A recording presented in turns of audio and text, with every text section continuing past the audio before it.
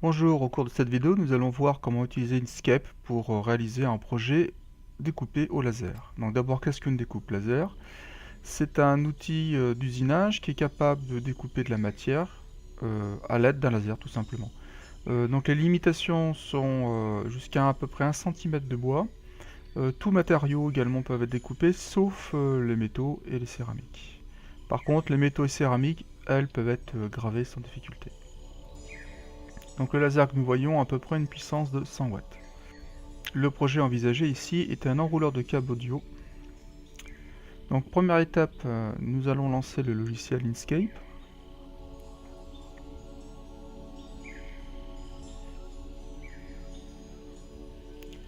Alors pour zoomer dans la page, on utilise la touche CTRL et on tourne la molette de la souris. Donc première étape, on crée un calque.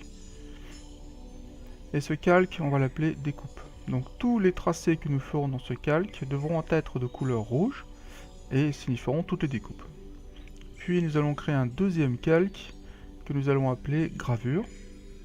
Alors les gravures sont en noir et donc dans ce calque figureront toutes les gravures du projet. Alors on va aller voir les calques que nous avons créés. Voilà, donc apparaît découpe et gravure et le calque de base on va le supprimer pour éviter toute confusion. Donc dans le calque découpe, nous allons commencer à réaliser un rectangle. Ce rectangle fera une longueur de 70 mm.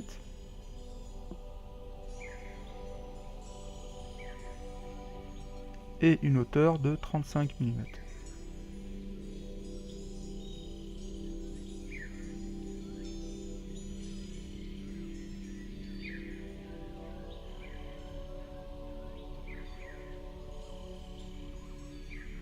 Alors, ce rectangle réalisé, il va falloir qu'on lui indique qu'on ne veut pas de fond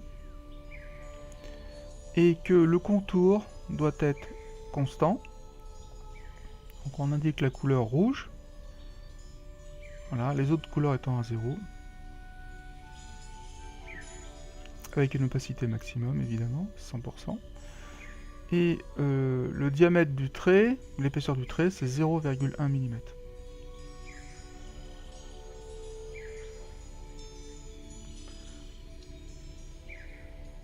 Ensuite, nous allons dessiner la tête du poisson.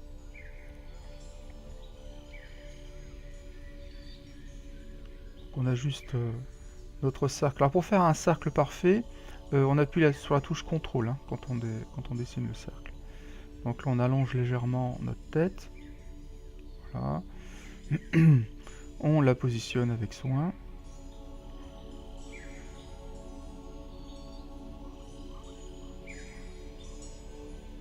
Ensuite on sélectionne l'ensemble et on va dans chemin et on fusionne les deux pièces. Voilà, alors toutefois notre objet maintenant est un peu plus long, donc on va le réduire en longueur, c'est trop long pour tenir dans la poche. Donc on indique 80 mm.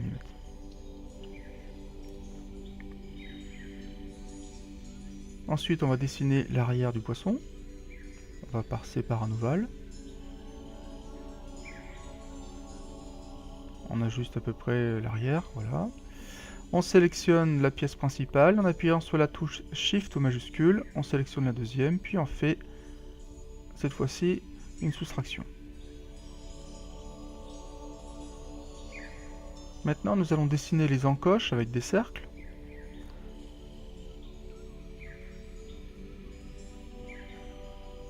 Et avec la touche CTRL-C, CTRL-V, on duplique le cercle, et on positionne le suivant. On recommence, CTRL-C, CTRL-V.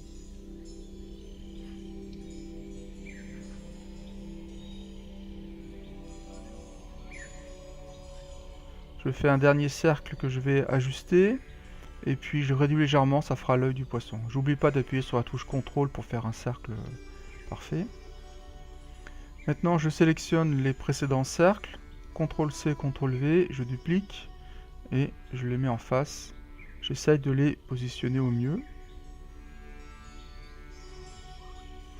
Alors maintenant, je sélectionne le corps du poisson, j'appuie sur la touche majuscule, je sélectionne le premier cercle et j'effectue une soustraction, une différence. Et je recommence avec la touche Shift et ainsi de suite. Je vais faire ça pour l'ensemble des cercles réalisés.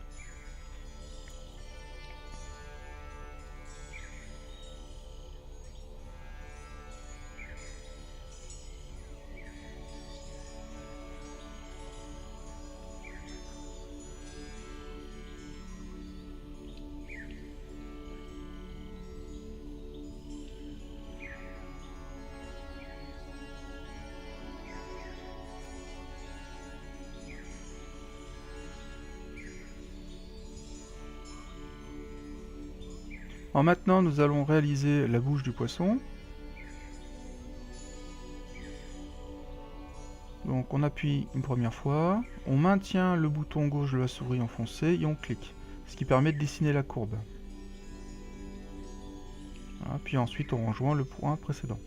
Alors attention, le trait est en noir, donc il faudra bien indiquer ici 0,1 d'épaisseur. Ensuite, en contour, on remet tout en rouge maximum.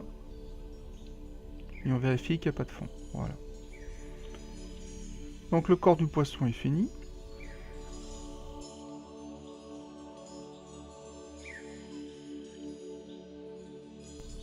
Maintenant, nous allons attaquer les gravures. Donc on change de calque, on clique sur le calque gravure.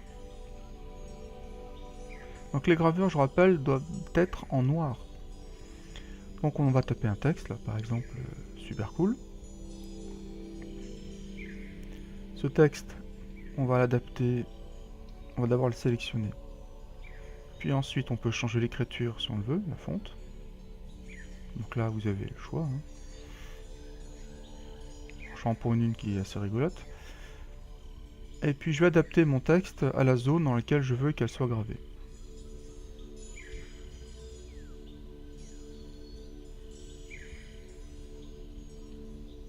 Voilà, ça me paraît tout à fait correct. Bon, maintenant il ne restera plus qu'à sauvegarder et puis à imprimer.